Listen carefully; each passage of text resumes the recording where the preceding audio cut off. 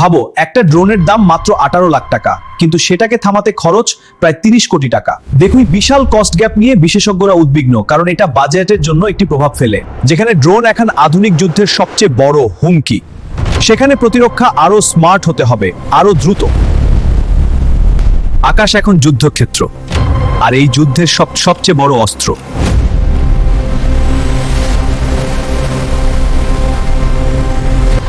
হাজারো ড্রোন একসাথে আক্রমণ, এটাই আজকের সবচেয়ে বড় হুমকি।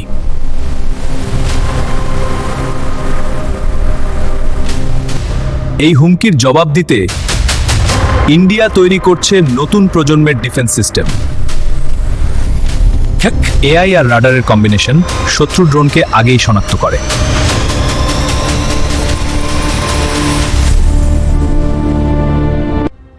এই সিস্টেম প্রতিটি ড্রোনকে ট্র্যাক করে একেবারে নিখুঁতভাবে।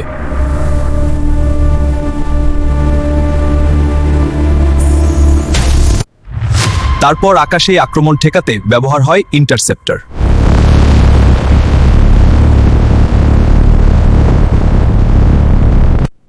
শত্রু ড্রোন আকাশেই ধ্বংস হয়ে যায় ভূমিতে পৌঁছানোর আগেই।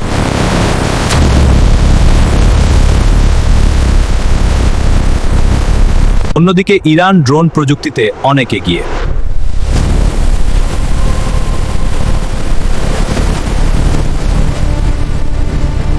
তাই প্রতিরক্ষা হতে হবে আরো স্মার্ট, আরো দ্রুত।